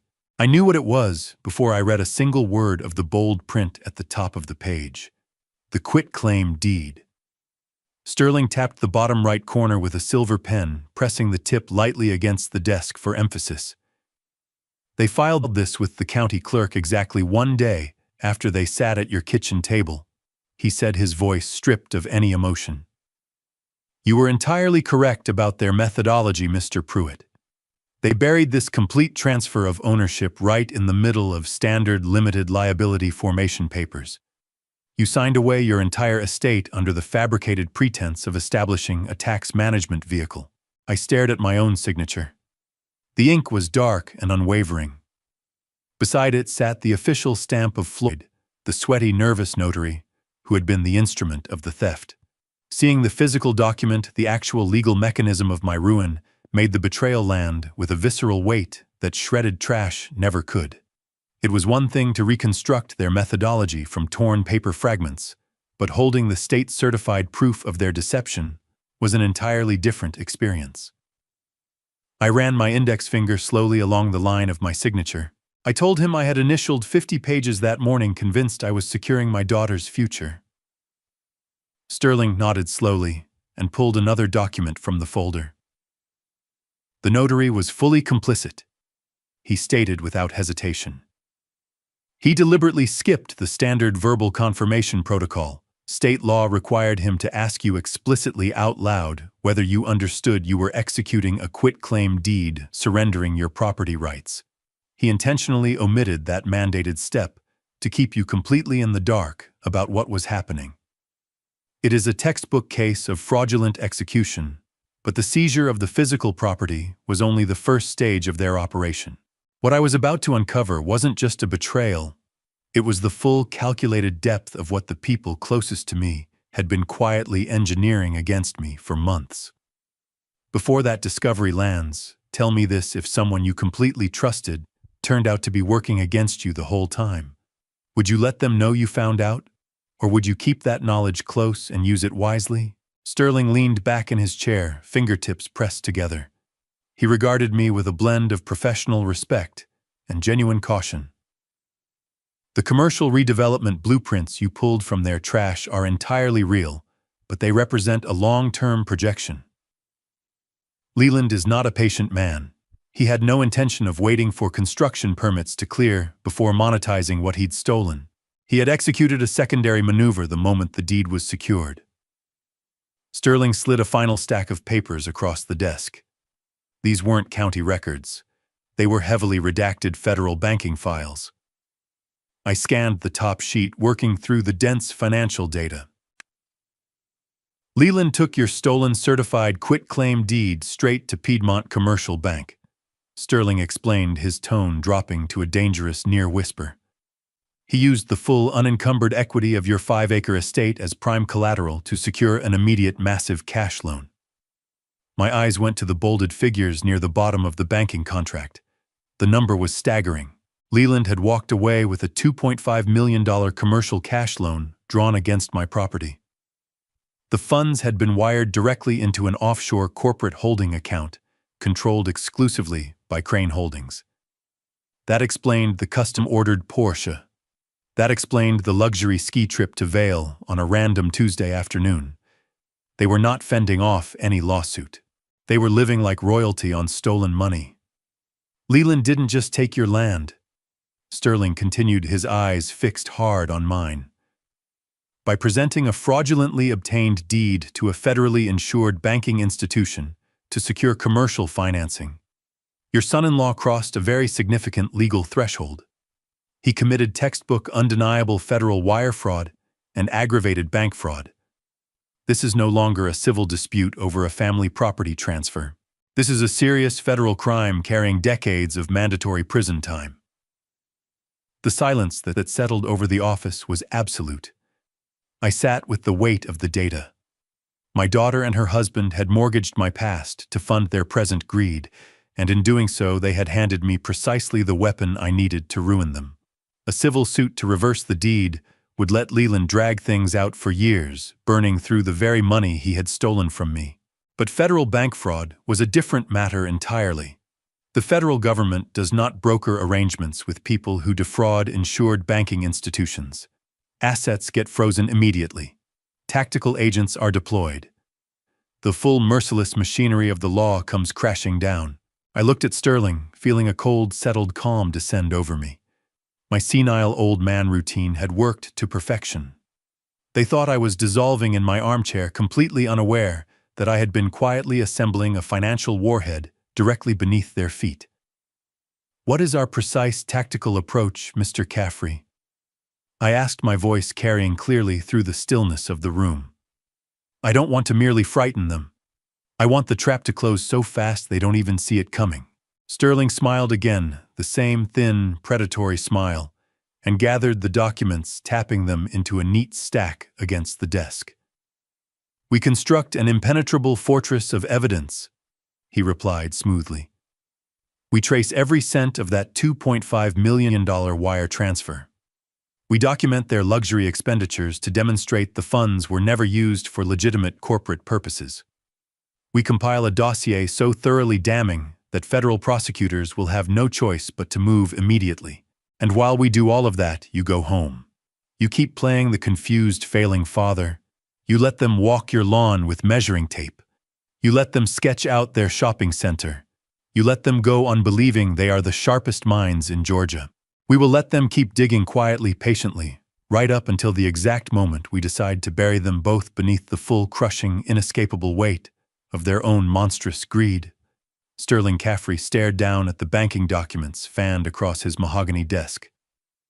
Jaw clenched so hard, a muscle ticked in his cheek.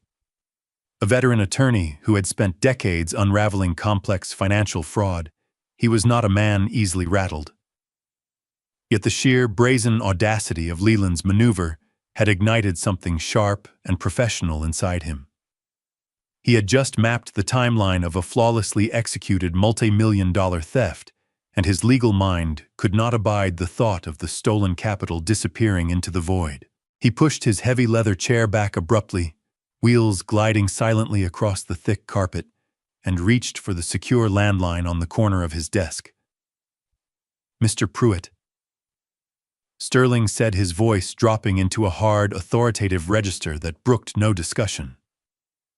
"I appreciate the tactical case for patience, but we cannot allow $2.5 million of illicitly obtained federal funds to fully settle into a Caribbean tax haven.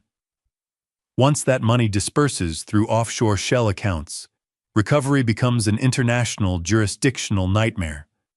I have direct high-level contacts at the FBI's White-Collar Crimes Division. We need to make that call right now. Secure an emergency federal injunction and freeze Crane Holdings before your son-in-law moves another single cent." Sterling lifted the receiver finger poised above the keypad, fully prepared to bring the weight of the federal government to bear. But before he could press the first digit, I reached across the wide desk and placed my hand firmly over his. I didn't say anything immediately. I simply met his eyes, feeling a slow, cold smile spread across my face. It was the smile of an engineer watching an arrogant saboteur step directly onto a landmine he never knew was there. Sterling paused. His eyes narrowed, reading the absolute, unshakable certainty in my posture. He lowered the receiver slowly back into its cradle and leaned forward, his expression shifting into one of focused, guarded curiosity. "Chatturiting," I said, my voice smooth and precisely measured, entirely free of the panic or desperation that typically follows the discovery of a loss this large. "I don't want you to contact the federal authorities yet. I don't want his offshore accounts frozen, and I have no interest in interrupting his celebration. In fact, I want Leland to feel completely untouchable. I want him to believe he has pulled off the most brilliant financial crime in the history of Georgia real estate." Sterling frowned, folding his hands on the desk. "With all due respect, Garrison allowing a criminal to actively launder millions of dollars against a forged quitclaim deed is an extraordinarily dangerous game. If we don't move quickly, he will drain the equity from your estate and leave you holding an empty, foreclosed bag." I shook my head slowly, the cold smile never leaving my face.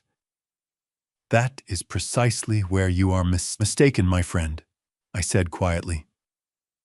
"Leland cannot drain the equity from my estate because Leland does not own my estate. And more to the point, neither do I." I watched the seasoned litigator process that statement, sharp eyes scanning my face for confusion or instability. Finding none, I continued laying out the structural mechanics of my hidden defense. "I want you to go back into your county property records, Sterling. Look past the fraudulent quitclaim deed that Leland filed 2 weeks ago. Go all the way back to October of 2017. Sterling turned immediately to his monitors, fingers moving across the keyboard with practiced speed. He pulled up the secure county clerk database and began working through the digital archives. As he scrolled through the historical filings tied to my residential address, I supplied the necessary context. In 2017, shortly after my late wife received her initial diagnosis, we sat down and had a very long, very difficult conversation about the future. I said, my voice steady, though the memory still carried its weight. We knew her condition was terminal. We also knew that our daughter Nadia had always had a weakness for fine things and expensive habits. We loved her completely, but we weren't blind to her nature.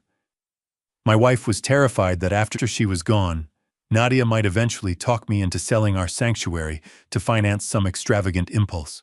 To honor my wife and protect the land we had built our life on together, I made a definitive, legally unassailable move. Sterling stopped typing. He leaned closer to his primary monitor, reading a deeply buried, highly complex legal filing. His eyes widened just slightly, a rare crack of genuine astonishment crossing his composed features. I engaged a specialized estate firm in Savannah. I continued laying out the architecture of my hidden fortress. A firm with no connections whatsoever to anyone in Atlanta. I had taken the entire 5-acre estate, the house, the gardens, every blade of grass, and transferred absolute ownership into a highly restrictive, irrevocable, blind trust. A neutral third-party corporate fiduciary was named as the sole trustee. I am simply the designated occupant and passive beneficiary. I have the legal right to live on that property until I draw my last breath, but I hold no legal authority to sell it, leverage it, mortgage it, or sign it away. Sterling slowly pulled his gaze from the computer monitor and looked directly at me. The dawning comprehension spreading across his face was a magnificent thing to witness. He understood exactly what I had done. He grasped the full catastrophic magnitude of the trap Leland had walked blindly into.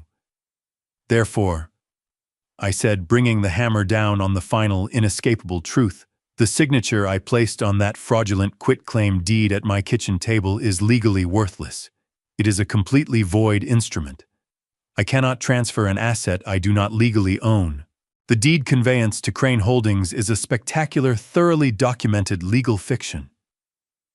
A low rumble rose from Sterling's chest and broke into a genuine dark laugh. He leaned back in his chair, shaking his head in disbelief. He took a void piece of paper, a document with absolutely no legal standing, and presented it to a federally insured banking institution as primary collateral. Sterling said, laying out the fatal error. He defrauded a major commercial bank out of $2.5 million using an asset that never existed.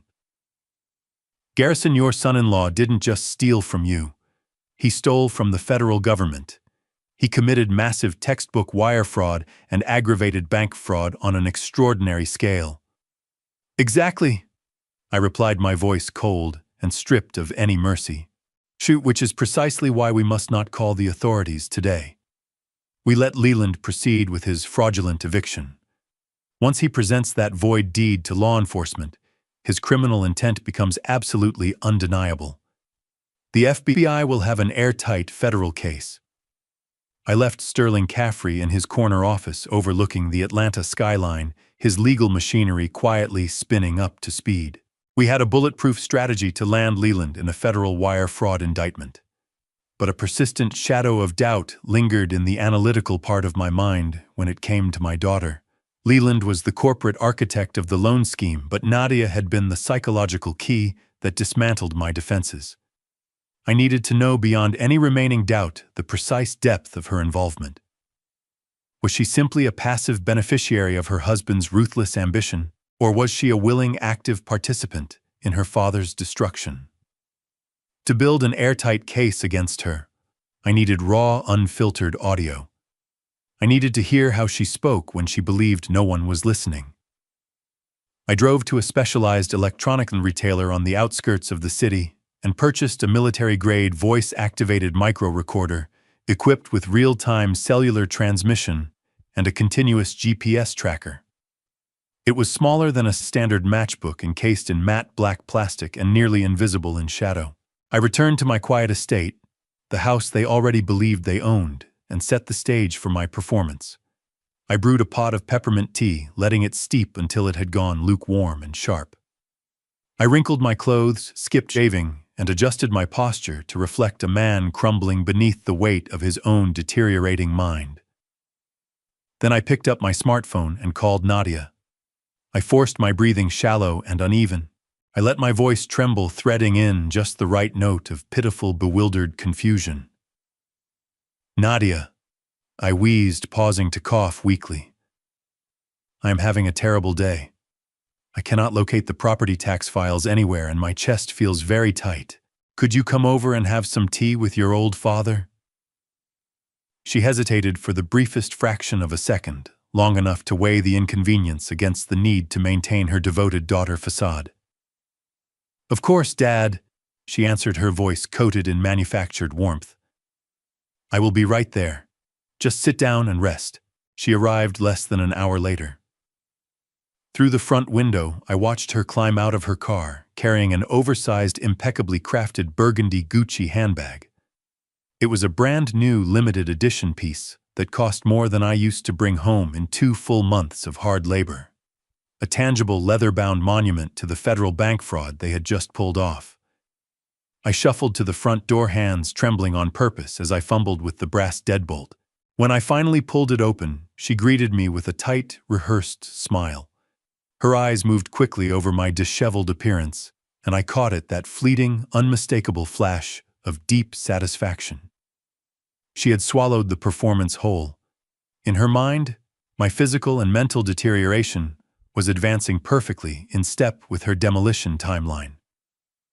I led her into the kitchen, my steps deliberately slow and unsteady. I poured the tea with a shaking wrist, allowing a small puddle of amber liquid to spread across the granite countertop. "Oh, look what I have done," I muttered, dropping my head in manufactured embarrassment.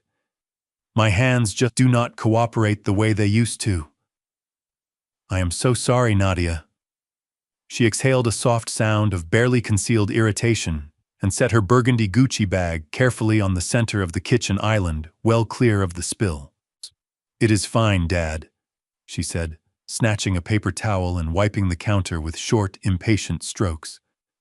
"Just sit down before you hurt yourself." I lowered myself into one of the wooden kitchen chairs and rested my hands on my knees. We sat in silence for a stretch. I wandered incoherently through a story about the weather, deliberately losing the thread mid-sentence. Nadia glanced at her diamond-encrusted wristwatch 3 times in under 5 minutes. She was restless, burning to get back to her stolen life. "Dad, I really need to use the restroom," she announced, standing abruptly and smoothing the front of her designer blouse. "I will be right back, and then I have to go. Leland is waiting for me to confirm dinner reservations." She turned and walked briskly down the hallway toward the guest bathroom. I stayed perfectly still, listening as the heavy wooden door clicked shut. Then a moment later came the muffled but unmistakable sound of her voice. She had taken a call. I rose from my chair with the silent, fluid ease of a man 30 years younger. I moved down the hallway and pressed my ear against the painted wood of the bathroom door. She was talking to Leland. "I am leaving in 5 minutes," she hissed, her voice tight with visceral contempt. "I cannot stand being in this house any longer. It literally smells of stale medicine and old age. He is completely losing his mind, Leland.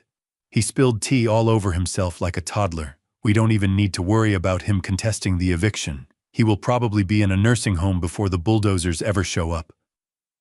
Her words, cruel, callous, utterly without remorse, were the final nail in the coffin of whatever paternal mercy I had left.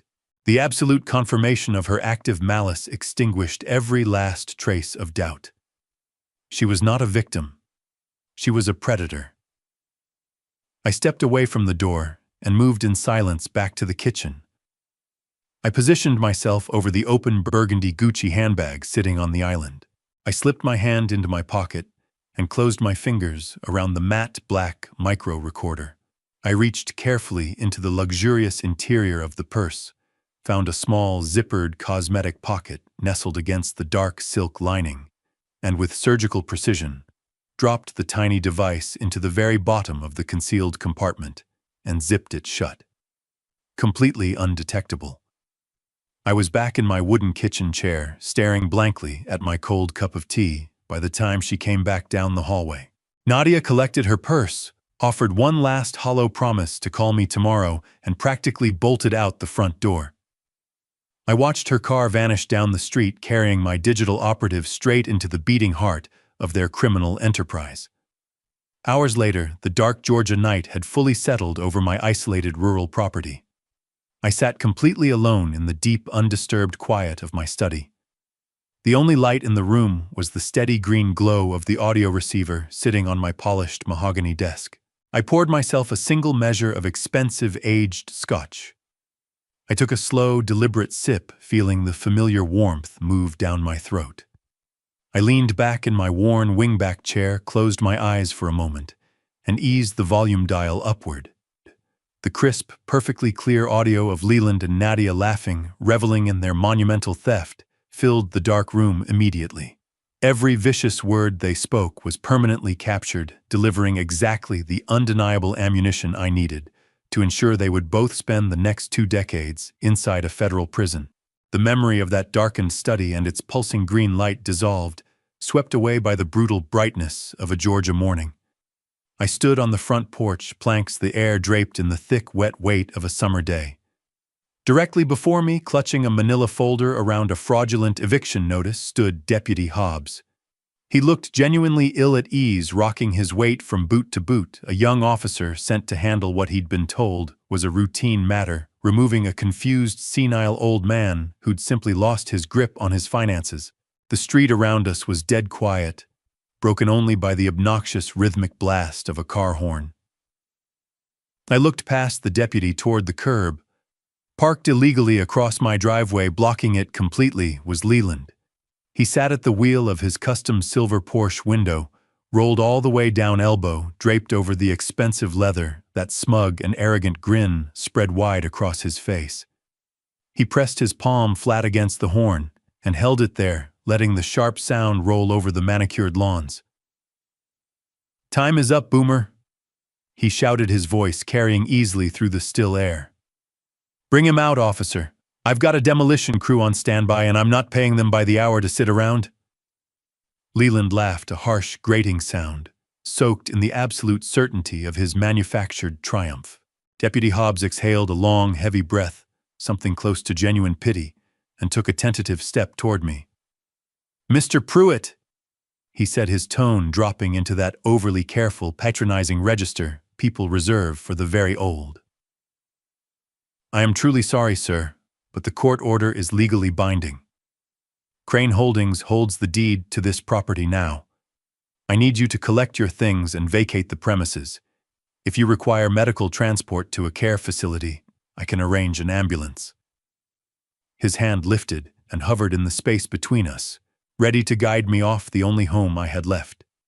He was nothing but a pawn, a local officer completely blind to the fact that he had just walked onto the scene of a massive federal crime. I did not move. I did not shake. I did not clutch my chest and perform the frail old man.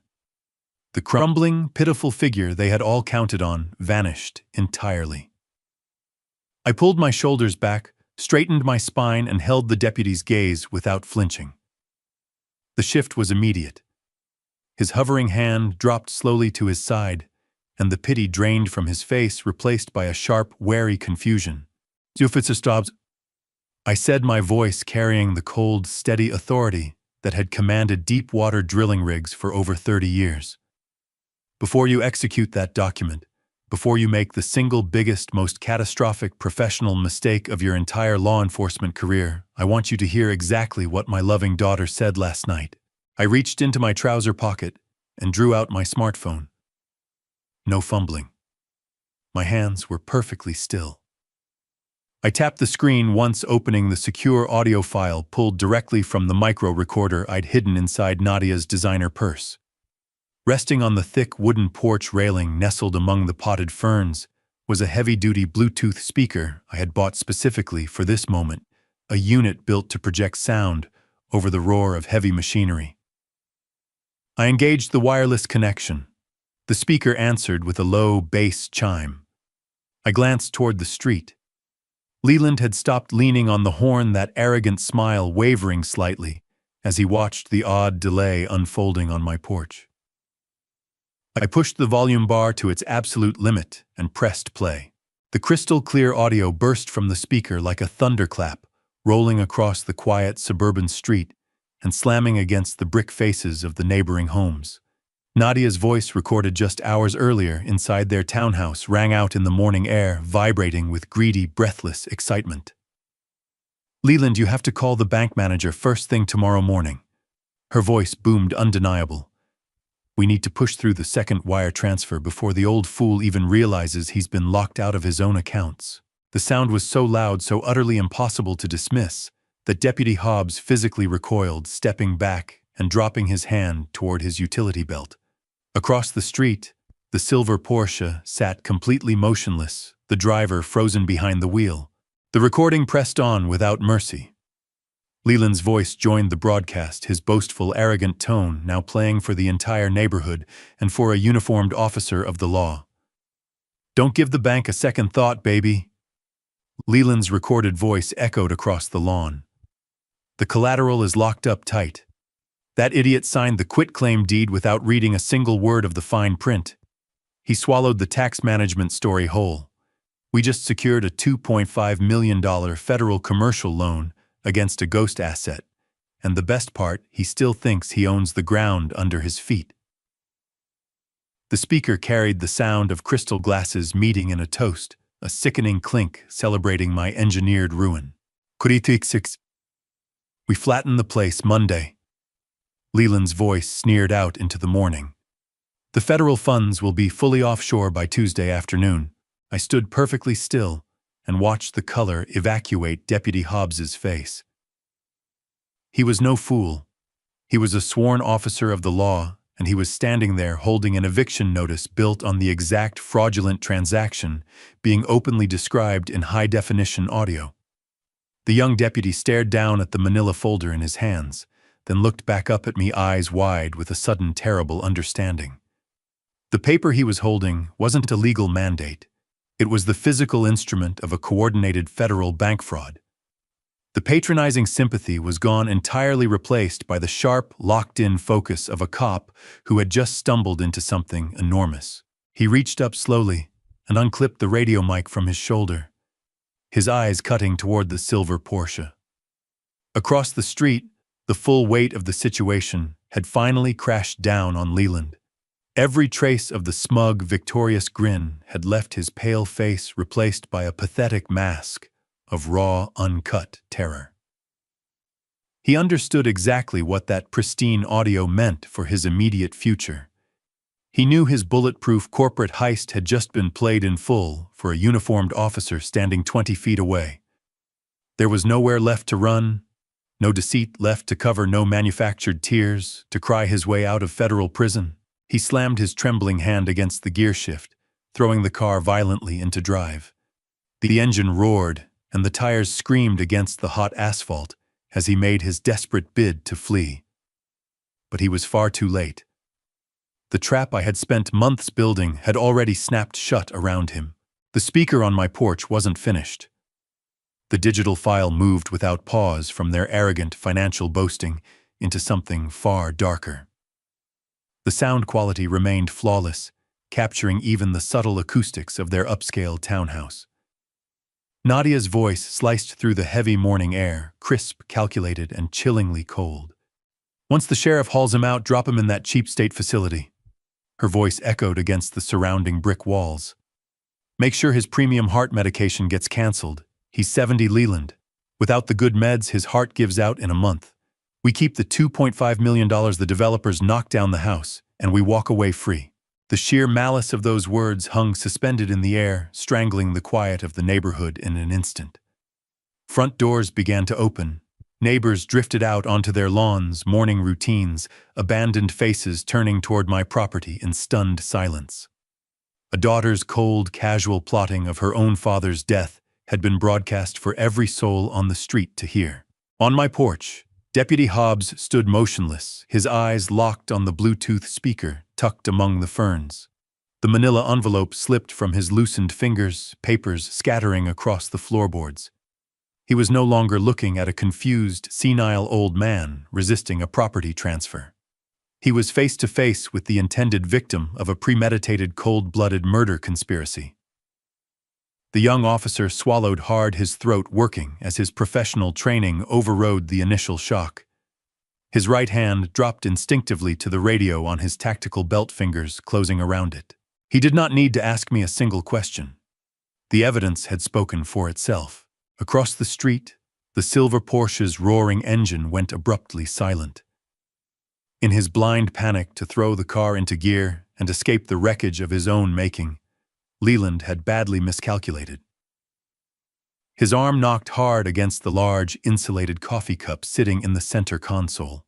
I watched with deep, cold satisfaction as the dark liquid splashed heavily across his lap and the spotless, expensive leather interior. He fumbled the cup loose, the rest of its contents flooding over the passenger seat. But Leland made no move to clean it. He sat entirely frozen behind the wheel, knuckles blanching as he strangled the leather, eyes jerking frantically toward the officer standing on my porch. Nadia had just stepped out from the passenger side. The arrogant, victorious smirk she'd been wearing only moments before was wiped from her face permanently, as her own recorded voice laid out the precise method she intended to use to end my life. Every drop of color left her. The carefully applied makeup suddenly resembled a tragic mask. The suffocating terror of total exposure seized her completely. A trembling hand rose to her mouth, her eyes wide and locked on mine. She knew the illusion was gone. She knew that I knew everything. There were no more lies to construct, no fresh tears to manufacture, no further performances left to give. I looked down from the elevated position of my porch and observed the complete, utter ruin of the two people who had planned to put me in the ground. For months they had handled me like a disposable inconvenience, an expiring liability standing between them and an enormous financial windfall. They had turned my grief over my late wife into a weapon. They had leveraged my love as a father to steal the only sanctuary I had left. And when that still wasn't enough, they had calmly worked out the schedule of my physical death. Hearing those words out loud, confirming the darkest, most unforgivable reach of their greed, should have shattered me completely. Instead, it hardened my resolve into something close to iron. I stepped carefully around the scattered eviction papers on the porch floorboards and moved to the edge of the railing. I fixed my eyes on Nadia. I did not raise my voice. I did not betray a flicker of anger. I gave her nothing but the hollow, vacant stare of a man who had cut every last emotional thread. The street around us had gone entirely silent, broken only by the soft, static crackle of Deputy Hobbs's shoulder radio as he prepared to call for backup. The morning sun continued its climb, throwing long, clean shadows across the dew-soaked grass, illuminating the precise moment the predators became the prey. "Officer," I said, my eyes still fixed on my daughter, "I believe you now have more than sufficient probable cause to proceed with an arrest conspiracy to commit murder alongside the federal wire fraud and aggravated bank fraud they have already carried out using a forged quitclaim deed." Deputy Hobbs didn't hesitate. He pressed the transmit button, his voice sharp and stripped entirely of the patronizing softness it had held minutes before. "Dispatch, this is Unit 4. I need immediate backup at my current location. Priority 1. We have a confirmed 109 in progress. Suspect vehicle is a silver Porsche directly across from the target residence. Do not let that vehicle leave the perimeter." Leland clawed at the ignition key in a frenzy, desperate to get the stalled car restarted, but his hands were shaking so badly he could barely close his fingers around it. Nadia remained rooted to the concrete driveway, her knees dipping slightly as the distant rising wail of approaching sirens cut through the morning air. The carefully built fortress of their corporate theft was caving in around them in real time. They had been convinced the plan was airtight. They had assumed my age made me a compliant and easy mark. They had completely forgotten that an engineer spends his entire career anticipating structural failure and constructing inescapable traps for anyone who tries to circumvent the rules. The real elegance of the trap wasn't just the audio recording. It was the absolute futility of their underlying crime. Even if they had somehow cleared the driveway, even if they had managed to outrun the local police and the federal indictments bearing down on them, they still owned nothing at all. The irrevocable blind trust I had put in place years earlier meant the quitclaim deed they had so painstakingly forged was worthless paper. The $2.5 million they'd pulled from the federal bank was secured against an asset that didn't exist. They had gambled their freedom, their futures, and their entire lives for a property they could never lawfully hold. The demolition crew would never show up. The luxury retail center would never break ground. I watched the first black and white patrol cruiser swing around the corner, emergency lights strobing brilliantly against the quiet neighborhood homes. It accelerated hard, angling in sharply to seal the silver Porsche from the street. 2 more cruisers materialized within seconds, boxing the vehicle from every side. Uniformed officers poured out, hands resting carefully on holstered weapons. Deputy Hobbs came down my porch steps at a purposeful jog, moving toward the driveway where Nadia stood paralyzed, and Leland sat trapped inside his ruined car. I reached over and hit the power button on the Bluetooth speaker, cutting the sound. The air was now filled with the sharp, commanding noise of law enforcement, taking full control of the scene. I turned my back on the flashing lights, the shouting officers, and the panicked sobs of the woman who used to be my daughter.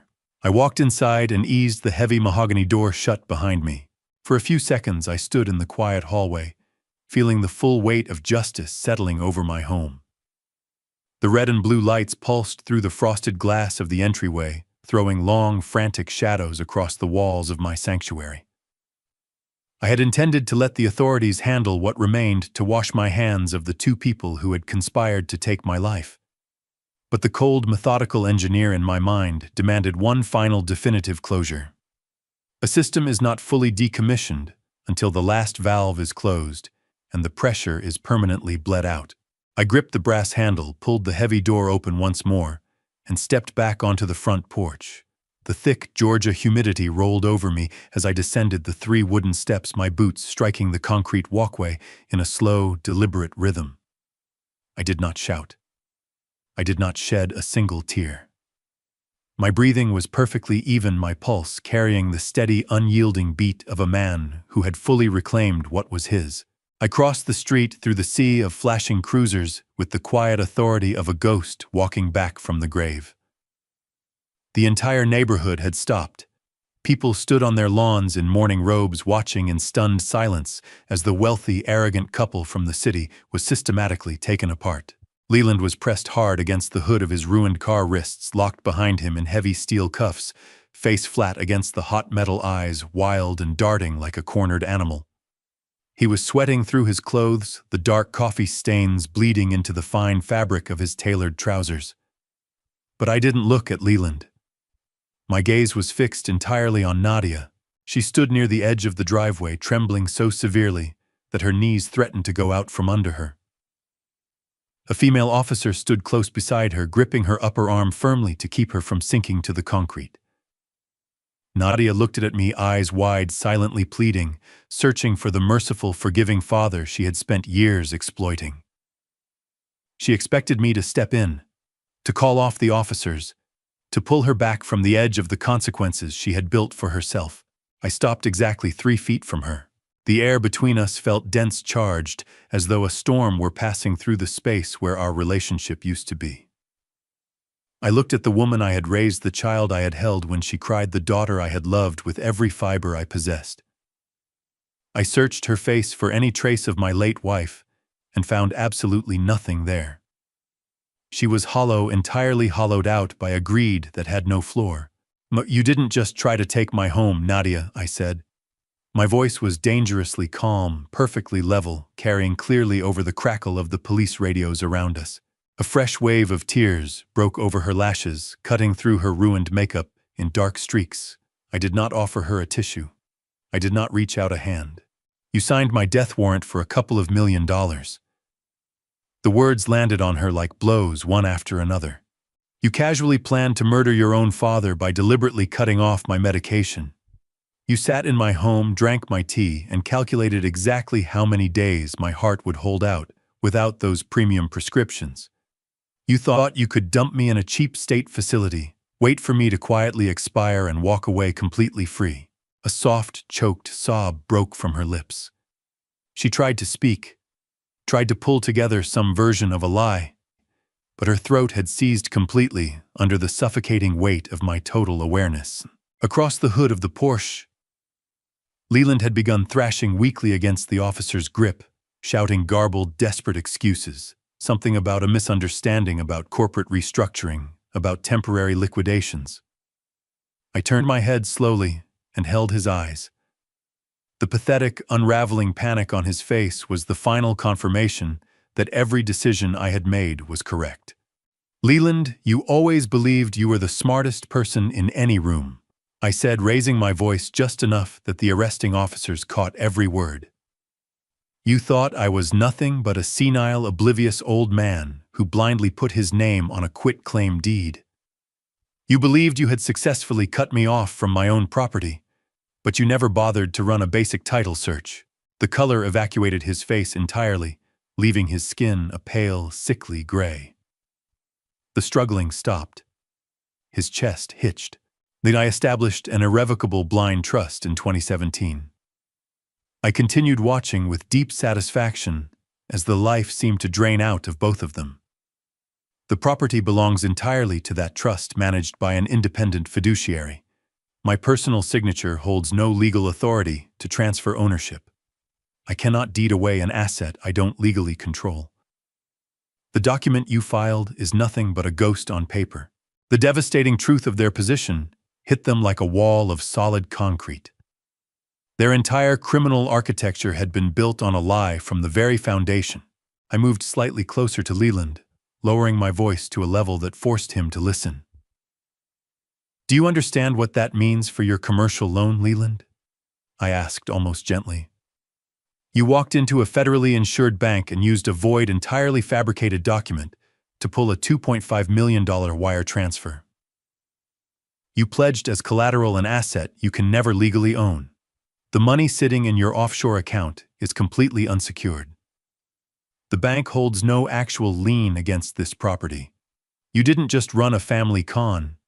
You committed massive, undeniable federal wire fraud and aggravated bank fraud. The crushing weight of those words settled over the humid morning air. Leland's legs gave out, his knees buckled, and he slumped hard against the side of the cruiser, kept upright only by the officers gripping his arms. Nadia buried her face in her hands and released a loud, agonizing wail of pure, unadulterated despair.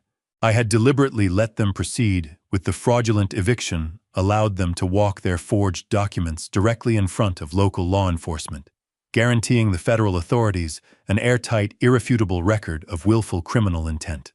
I stood in the bright Georgia sunlight, a lone wolf who had defended his sanctuary, and one watching quietly as the police cruisers began carrying what remained of my broken family away. The neighborhood stood hushed and still, bearing witness to the absolute ruin of two people who had so recklessly tried to destroy mine. The local cruisers had barely finished securing the perimeter when the true scale of my retaliation arrived. Before Leland could make any final desperate lunge toward the open door of his silver Porsche, before he could try one last time to slip Deputy Hobbs's grasp, the deep, guttural roar of heavy, high-performance engines tore the morning silence wide open. 3 massive, all-black, unmarked SUVs screamed around the corner of the suburban street, shredding through the quiet residential calm. Their thick tires shrieked and smoked against the asphalt as they executed a perfectly synchronized tactical blockade, forming an impenetrable wall of dark steel and tinted glass that sealed off the street, completely trapping Leland and Nadia inside a federal net. The doors flew open in unison. A dozen heavily armed federal agents stepped out into the thick Georgia humidity, moving with a terrifying, silent efficiency, boots striking the ground in lockstep dark tactical vests emblazoned with the bold yellow letters of the Federal Bureau of Investigation. The sharp bite of burned rubber drifted across the manicured lawns, swallowing the last traces of morning dew. Leading the federal detachment was Sterling Caffrey. My seasoned litigation attorney stepped from the lead vehicle, his immaculate suit, a sharp contrast against the tactical gear surrounding him. He straightened his tie, looked up toward my porch, and gave me one single crisp nod. The elaborate trap we had built together in his downtown office had sprung exactly as designed. 2 federal agents moved directly on Leland. The local deputies stepped back without a word of protest, ceding jurisdiction to the federal presence without hesitation. Leland let out a high-pitched, pathetic sound of raw panic as the agents took him firmly by the shoulders. He tried to squirm free, his expensive Italian loafers skidding wildly across the wet concrete where his spilled coffee had pooled. He was spun hard and driven face first against the hood of his own Porsche. The impact left a deep, ugly dent in the pristine custom bodywork, a fitting, almost poetic symbol of the sudden demolition of his carefully constructed life. Leland Crane, you are under arrest for conspiracy to commit federal bank fraud, aggravated wire fraud, and attempted extortion of a federally insured financial institution. The lead agent's voice boomed with absolute authority as he began reciting the Miranda warnings. The cold, metallic snap of federal handcuffs closing around Leland's wrists rang out clearly across the silent street. Leland pressed his cheek against the hot metal of his ruined sports car, eyes wide and utterly vacant, finally absorbing the certainty that his life as he had known it was finished. He was no longer a wealthy corporate executive holding a fraudulent deed. He was a federal defendant, headed for a maximum security facility. Nadia stood frozen at the edge of the driveway, watching the complete annihilation of her husband and her stolen future unfold in front of her. The federal agents had no intention of overlooking her role in the conspiracy. A tall, severe female agent approached, drawing a second pair of heavy steel handcuffs from her tactical belt. The sight of those restraints finally shattered whatever remained of Nadia's composure. The cold, calculating predator who had mapped out my death so calmly just hours before simply ceased to exist. She collapsed, her knees cracking hard against the rough asphalt with a sickening impact that split the fabric of her expensive designer trousers. The suffocating reality of her new, inescapable situation swallowed her whole. She began sobbing hysterically, a raw, ugly sound clawing its way out of her throat, and looked up at me standing firm on the elevated porch. "Daddy, please!" She screamed, her voice fracturing with wild desperation that carried the length of the block, drawing the horrified stares of dozens of neighbors who had come to their doors. "Please, you have to stop them right now. Tell them it's a mistake. I am your daughter. I am your little girl. Please don't let them take me away." Her expensive makeup was smeared in dark, ruined streaks across her pale face. She stretched her trembling hands toward me, grasping at the empty air between us, begging for the paternal mercy she had so deliberately exploited and discarded. She expected the man who had spent his entire life protecting her to step down off that porch and shield her from the consequences of what she had done. I did not move a single step. I did not soften my posture by 1 degree, and I offered her nothing, not a word of comfort, not a gesture of reassurance. I looked down at her from my reclaimed sanctuary with a face of absolute, complete stillness. The generous father she had once known, the vulnerable older man she had counted on manipulating and eventually disposing of in a state facility, was gone. Permanently. I held her pleading, terrified gaze and felt nothing inside but a profound cold and final emptiness. My little girl died the exact moment she decided my life was worth less than a luxury vacation and a beachfront property. I said, my voice carrying across the lawn, perfectly flat, perfectly cold, bearing the inescapable weight of a final judgment. "Enjoy your new life in federal prison." The words hit her like a physical blow. She gasped, her mouth dropping open, as the female agent took firm hold of her arms and wrenched them behind her back. The steel cuffs snapped into place, locking my daughter in the cold, unyielding grip of federal justice. I did not stay to watch the remainder of that miserable scene play out in my driveway. I turned my back on the flashing lights, the armed agents, and the pathetic fading screams of the woman who had tried to put me in the ground. I walked slowly across the porch planks, my boots moving over the scattered, worthless eviction papers that had drifted across the floorboards like dry leaves in the wind. I took hold of the heavy brass handle, pushed back into the cool quiet of my home, and drew the heavy mahogany door firmly shut behind me. The deadbolt turned with a deep, satisfying click, locking all of it out. The roar and chaos of the street was instantly swallowed by the profound, settled silence of a house that belonged to no one but me. I moved with steady, deliberate steps toward the warmth of my private study, leaving the wreckage of their betrayal behind me without a backward glance.